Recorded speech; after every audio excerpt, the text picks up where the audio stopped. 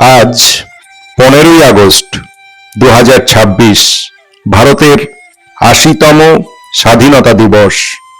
এই স্বাধীনতা দিবসে ভারতের ত্রিবর্ণ রঞ্জিত পতাকা সমস্ত বীর শহীদ বিপ্লবীদের প্রতি শ্রদ্ধা আর আমার দর্শক বন্ধুদের ভালোবাসা জানিয়ে শুরু করছি আমার আজকের এই ছোট্ট ভিডিও। সেই ১৭৫৭ সালে পলাশীর প্রান্তরে ভাগীরথী নদীর তীরে আম্রকাননে বাংলার শেষ স্বাধীন নবাব সিরাজউদ্দৌলার পতন হয়েছিল মির্জাফরের বিশ্বাসঘাতকতায় রবার্ট ক্লাইভের নেতৃত্বাধীন ব্রিটিশ সেনার কাছে। তারপর প্রায় ২০০ বছর ভারতবাসী পরাধীনতার শৃঙ্খলে আবদ্ধ থেকেছে। অবশেষে ১৯৪৭ সালের সেই কাঙ্ক্ষিত দিনটি উপস্থিত হয়েছে ভারতবাসীর কাছে। 15ই আগস্ট ১৯৪৭ ভারতবর্ষের আকাশে পথ করে উড়েছে তেরাঙ্গা পতাকা, যার উপরে গেরুয়া, মাঝে সাদা ও নিচে সবুজ রং দিয়ে রঞ্জিত। সাদা অংশের ঠিক মাঝখানে ২৪টি কাঁটাযুক্ত একটি গাঢ় নীল রঙের অশোক চক্র। ১৯৪৭ সালের ২২শে জুলাই ভারতের গণপরিষদ এই নকশাটি আনুষ্ঠানিকভাবে গ্রহণ করে।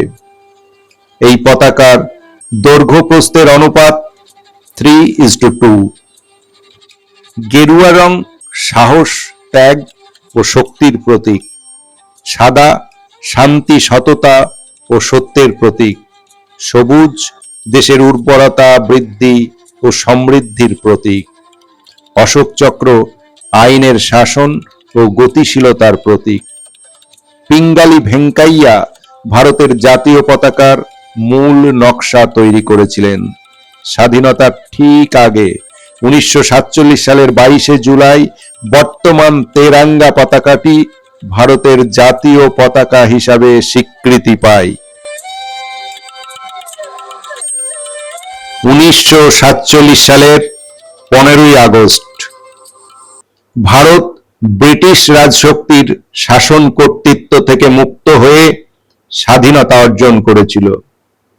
সেই ঘটনাটিকে স্মরণীয় করে রাখার জন্য প্রতি বছর 15ই আগস্ট তারিখটিকে ভারতের স্বাধীনতা দিবস হিসাবে পালন করা হয়। স্বাধীনতা আন্দোলনে হাজার হাজার মানুষ শহীদ হয়েছেন। এক দীর্ঘ সংগ্রামের পর ভারত স্বাধীনতা অর্জন করে এই 15ই আগস্ট দিনটিতে ১৯৪৭ সালে।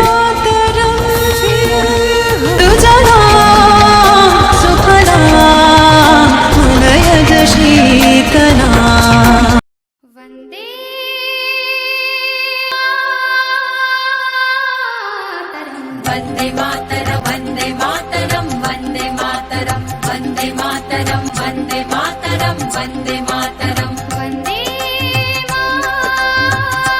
मातरम् वन्दे मातरम् वन्दे मातरम् वन्दे मातरम् वन्दे मातरम् वन्दे मातरम् सुजलां सुफलां मलयज शीतलां सस्य श्यामलां मातरम् वन्दे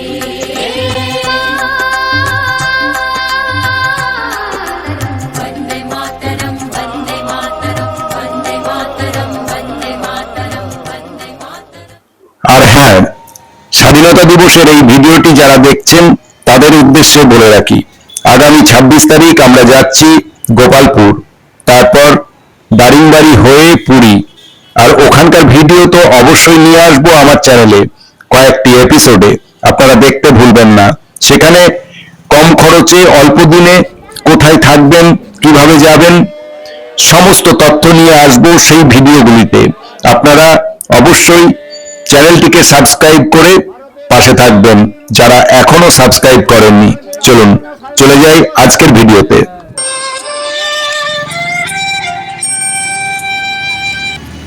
আর এই স্বাধীনতা আনতে অনেক বীর বিপ্লবী ভারত সন্তান হাসি মুখে মৃত্যুকে বরণ করে নিয়েছেন। হাসতে হাসতে ফাঁসির মঞ্চে গেয়েছেন ক্ষুদিরাম বসুর মতো বীর বাঙালি সন্তান, ভারত সন্তান।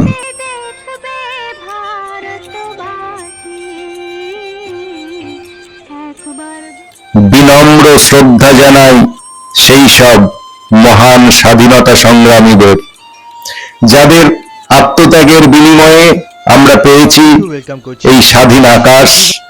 তাদের বীরত্ব আমাদের চিরকাল অনুপ্রাণিত করবে।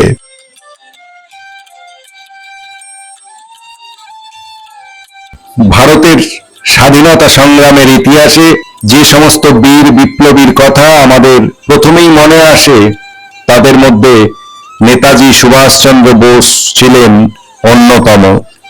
নেতাজি সুভাষচন্দ্র বোস আমাদের প্রতিটি মানুষের রক্তে, শিরায় উপশিরায় মিশে রয়েছেন। নেতাজি সুভাষচন্দ্র বোস চিরদিন আমাদের মনের অন্তরে ছিলেন, আছেন, থাকবেন।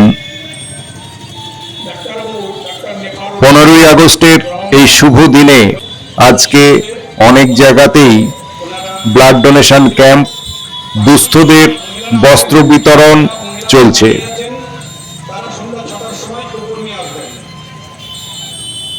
আজকের ভিডিও আর দীর্ঘায়িত না করে শেষ করতে চলেছি।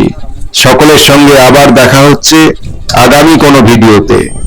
আমি আগেই বলেছি, আগামী 26শে আগস্ট আমরা যাচ্ছি গোপালপুর, তারপর দারিংবাড়ি, তারপর পুরী। আর সেই ভিডিওগুলি দেখতে হলে আজই আমার চ্যানেলটিকে সাবস্ক্রাইব করে পাশে থাকা বেল আইকনটি বাজিয়ে রাখুন, যাতে করে আমার চ্যানেলে ভিডিও প্রকাশ পাওয়ার সাথে সাথেই আপনার কাছে নোটিফিকেশন চলে যায়। দেখতে থাকুন আমার চ্যানেল জীবনের পথে, সবার সাথে, আপনার সাথে। সবশেষে সকলকে জানাই শুভ 15ই আগস্টের আন্তরিক শুভেচ্ছা, অভিনন্দন, ভালোবাসা। ভালো থাকবেন।